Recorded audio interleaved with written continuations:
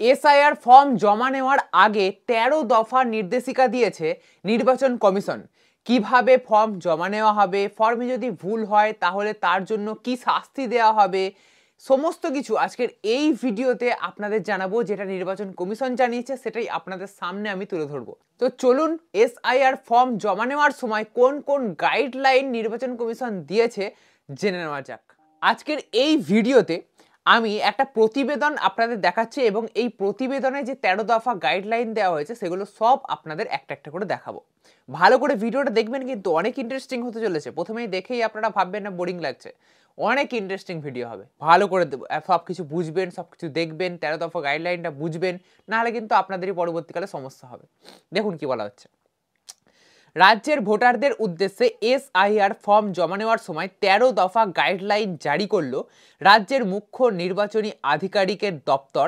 SIR ফর্মে ছবি লাগানো ঐচ্ছিক, এটা কয়েকদিন আগেই বলা হয়েছে, তবুও এই ১৩ দফা গাইডলাইনেও বলা হয়েছে এবং আরও অনেক কিছু বলা হয়েছে।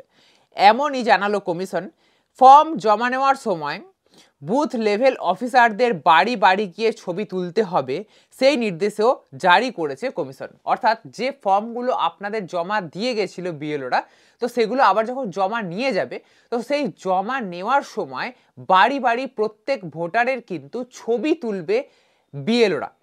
মানে আপনাদের বাড়িতে যে কটা ফর্ম, ধরুন আপনাদের বাড়িতে ৩ জন মেম্বার রয়েছে, তো ৩ জন মেম্বারেরই আলাদা আলাদা করে কিন্তু ফটো তুলবে বিএলওরা মোবাইল থেকে। তো সেই ফটোগুলো বিএলওরা যে অ্যাপ রয়েছে তাদের, সেই অ্যাপে কিন্তু তাদের সাবমিট করতে হবে। তো চলুন এই রকমই ১৩ দফা গাইডলাইন রয়েছে, একটা একটা করে দেখে নেওয়া যাক। ইউনিক কিউআর কোড সহ এসআইআর ফর্মটিতে আবেদনকারীকে নিজের পুরো স্বাক্ষর বা টিপ সই দিতে হবে। মানে এসআইআর ফর্মটা আপনারা খালি রেখে আপনারা জমা দিতে পারেন না। নিচে যে জায়গাটা রয়েছে ফর্ম ফিল আপ করার পর সই করার, সেই জায়গাটায় আপনাকে সই করে তারপরে কিন্তু জমা দিতে হবে। ২ নম্বরে বলা হচ্ছে, যদি কোনো ভুল তথ্য দেওয়া হয়ে থাকে তবে আবেদনকারীতে সেটি একটি মাত্র রেখা দ্বারা কেটে দিয়ে সেই একই সারির ফাঁকা জায়গায় সঠিক তথ্যটি লিখতে হবে। মানে ফর্ম ফিল আপ করার সময় যদি আপনারা কোনো ভুল করে থাকেন, তাহলে সেটা একটা এরকম সিঙ্গেল দাগ দিয়ে কেটে দিয়ে তার পাশে আপনারা আবার সঠিক যে ডিটেলস সেটা লিখতে হবে।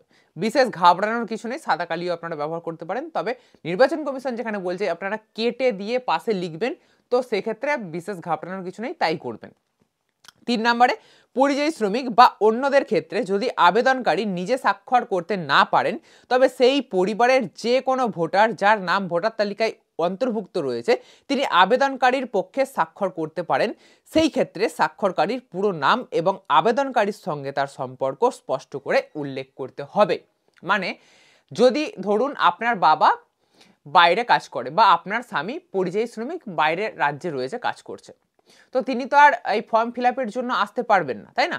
তো সেহেতু সেই ফর্মটা আপনি আপনার নাম যেহেতু ভোটার লিস্টে রয়েছে, আপনিও যেহেতু একজন ভোটার, তো আপনি তার ফর্মটা সই করে কিন্তু দিতে পারেন এবং সই করার সময় ব্যাকেটে আপনাকে লিখে দিতে হবে যে আপনি তার কে। ধরুন আপনার স্বামী বাইরে কাজ করছে, তো আপনি ব্যাকেটে লিখবেন স্ত্রী। ঠিক আছে? তো এরকম ভাবে কিন্তু আপনাকে ফর্মটাকে সই করেই জমা দিতে হবে, এমনটাই নির্বাচন কমিশন বলছে। ২ কপি এসআইআর ফর্ম পূরণ করতে হবে। সংশ্লিষ্ট বিএলও বা বুথ লেভেল অফিসার একটি পূরণ করা স্বাক্ষরিত কপি গ্রহণ করবেন এবং বিএলও দ্বারা যথাযথভাবে প্রাপ্তি স্বীকার করা অন্য কপিটি আবেদনকারী বা তার পরিবারের সদস্যদের কাছে রাখতে হবে। মানে একটা ফর্ম, দুটো ফর্ম দিচ্ছে দেখবেন এক একজনের বাড়িতে বাড়িতে, তো একটা ফর্ম আপনাদের কাছে থাকবে এবং একটা ফর্ম বিএলও সই করে কিন্তু নিয়ে যাবে, এমনটাই বলা হচ্ছে। তারপরে বলা হচ্ছে ৫ নম্বরে, এসআইআর ফর্মে ছবি লাগানো ঐচ্ছিক। এটা প্রথমে ছিল না, কিন্তু মাঝখানে ১০ তারিখের পর এটা নতুন নিয়ম জারি করা হয়েছে যে এসআইআর ফর্মে আপনাদের যে ফটো চেটানোর একটা জায়গা রয়েছে, সেই চেটানোর জায়গাতে আপনারা চেটাতেও পারেন, না চেটাতেও পারেন, ঐচ্ছিক করে দেওয়া হয়েছে। যে কোনো আকারের বর্তমান ছবি যা এই উদ্দেশ্যে নির্দিষ্ট ফাঁকা জায়গায় ঠিকমতো আঁটে তা লাগানো যেতে পারে। মানে আপনারা যদি ফটো লাগান তাহলে যে কোনো সাইজে আপনারা লাগাতে পারেন, ছোট বড় হলে কোনো অসুবিধা নেই। তারপরে ৬ নম্বরে বলা হচ্ছে, আবেদনকারী অথবা আবেদনকারীর পক্ষে স্বাক্ষরকারী ব্যক্তিদের এসআইআর ফর্মে সঠিক তথ্য দিতে হবে। মানে ভুল তথ্য কোনো কিছু দেওয়া যাবে না, যা আপনারা ফর্মে লিখছেন ফিল আপ করছেন সেগুলো সব সত্য হতে হবে। তারপরে বলছে 7 নম্বরে মৃত ভোটার, স্থায়ীভাবে স্থানান্তরিত ভোটার অথবা যে ভোটারের নাম বর্তমান অংশ ছাড়াও অন্য কোথাও অন্তর্ভুক্ত আছে তাদের সম্পর্কিত সঠিক তথ্য আবেদনকারী বা আবেদনকারীর পক্ষে স্বাক্ষরকারী ব্যক্তিদের বিএলওদের কাছে দিতে হবে।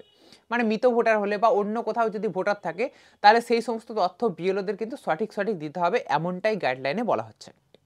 তারপরে 8 নম্বরে বিএলএ বলতে বুথ লেভেল এজেন্ট, যারা আবেদনকারীর পক্ষে প্রতিদিন 50টি করে এসআইআর ফর্ম বিএলওদের কাছে জমা দিচ্ছেন, তাদের সাদা কাগজে একটি ঘোষণাপত্রে স্বাক্ষর করতে হবে যে এসআইআর ফর্মে দেওয়া তথ্য ও সত্য এবং ভোটাররা তাদের উপস্থিতিতে স্বাক্ষর করছেন।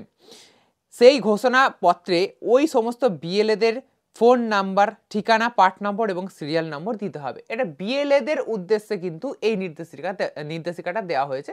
তো এটা বিশেষ কিছু নয় আপনাদের জন্য, তবে বিএলএদের জন্য এটা বিশেষ কিছু, বিএলএরা এটা বুঝে নেবে। এরপরে 9 নম্বরে রয়েছে যদি কেউ এসআইআর ফর্ম অপব্যবহার করে, মৃত্যু, স্থায়ীভাবে স্থানান্তরিত বা ডুপ্লিকেট ভোটারের ক্ষেত্রে কোনো ভুল তথ্য দেয়, এতক্ষণ বলা ছিল ভুল তথ্য দেওয়া যাবে না, এবার যদি দেয় তাহলে কি হবে সেটাও বলা হচ্ছে।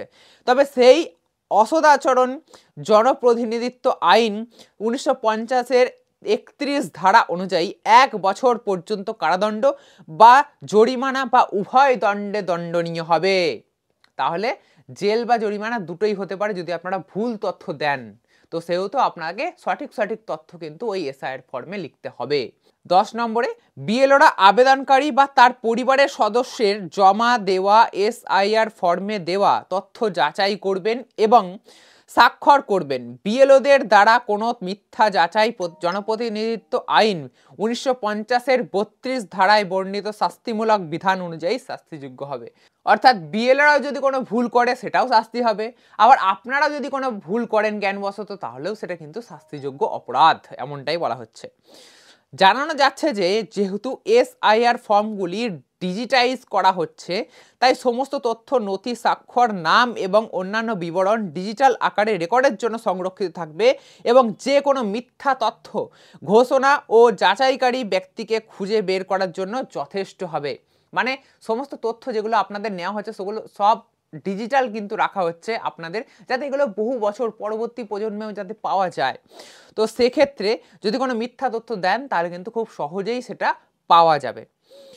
তারপরে 12 নম্বরে বলা আছে যে ব্যক্তির নাম 28/10/28 তারিখ অনুযায়ী ভোটার তালিকায় আছে কিন্তু তিনি এখনও সুমারির ফর্ম পাননি, তিনি টোল ফ্রি নম্বর 1950 এবং 03322310850 অফিস চলাকালীন সকাল 10:30 থেকে বিকাল 5:30 পর্যন্ত ফোন করতে পারেন, অথবা নাম, বিধানসভা কেন্দ্রের নাম, পার্ট নম্বর এবং সিরিয়াল নম্বর উল্লেখ করে হোয়াটসঅ্যাপ বার্তা পাঠাতে পারেন। এরপরে সর্বশেষ মানে 13 দফা গাইডলাইন ছিল। তো 13তম গাইডলাইনে বলা হচ্ছে এসআইআর ফর্ম পূরণের জন্য বিএলও, সুপারভাইজার, ইআরও এবং ডিইওদের সাহায্য ছাড়াও সাধারণ মানুষ নিম্নোক্ত নম্বরে ফোন করে সাহায্য বা সহায়তা চাইতে পারেন: 1950 এবং 03322310850। এই 13 দফা গাইডলাইন প্রকাশ করা হয়েছে ইলেকশন কমিশন এর তরফ থেকে। তো এই গাইডলাইনগুলো মেনেই কিন্তু আপনাদের বাড়ি থেকে ফর্ম কালেক্ট করবে বিএলওরা। যদি আপনাদের বাড়ি থেকে অলরেডি ফর্ম কালেক্ট করে নিয়ে যায় তো বিএলওরা সমস্ত যে নির্দেশিকা দেওয়া হয়েছে সেই নির্দেশিকা মেনেই কিন্তু ফর্ম আপনাদের বাড়ি থেকে নিয়ে যাবে। এবারে কি কি নির্দেশিকা দেওয়া হয়েছে সেগুলো আপনাদেরও জানালাম, যাতে আপনারা আগে থাকতেই এই সমস্ত কাজ করে রাখতে পারেন, যাতে কোনো ভুল ভ্রান্তি না হয়। নির্বাচন কমিশন কি জানাচ্ছে সেটা আপনাদের আগে থাকতে জেনে রাখলে এই সমস্ত সুবিধাগুলো হয়ে যাবে। বেশ, এবারে বলি, যদি আপনাদের বাড়ি বাড়ি অলরেডি বিএলওরা ফর্ম জমা নিয়ে যায় এবং এই নতুন নির্দেশিকা অনুযায়ী আপনাদের বাড়ি বাড়ি আবারও বিএলওরা আসে, তাহলে আপনাদের ঘাবড়ানোর কিছু নেই, নতুন করে হয়তো ফটো তুলতে আসবে, কারণ নতুন নির্দেশিকায় এটাই বলা হয়েছে যে প্রত্যেক ভোটারের কিন্তু ফটো আপলোড করতে হবে বিএলওদের যে অ্যাপ রয়েছে সেই অ্যাপের মধ্যে। তো সেহেতু বিএলওরা আরেকবার আসতে পারে আপনাদের বাড়িতে বাড়িতে ফটো তুলতে। আশা করবো আজকের এই ভিডিওটা আপনাদের অনেক ভালো লাগবে। 13 দফা যে গাইডলাইন দিয়েছে নির্বাচন কমিশন, ফর্ম জমা নেবে কি করে বিএলওরা এবং আপনারা কিভাবে জমা দেবেন সেই উদ্দেশ্যে, আশা করব এই পুরো নোটিশটা দেখে এবং এই গাইডলাইনগুলো দেখে আপনারা আগে থাকতে সচেতন হতে পারবেন এবং এই ভিডিওটা আপনাদের অনেক উপকারে লাগবে। যদি আজকের ভিডিওটা আপনাদের একটু উপকারে লাগে, ভালো লাগে, তাহলে অবশ্যই এটা লাইক করবেন। এইরকমই নতুন নতুন আরো ইন্টারেস্টিং ভিডিও পেতে অবশ্যই চ্যানেলটিকে সাবস্ক্রাইব করে রাখতে ভুলবেন না।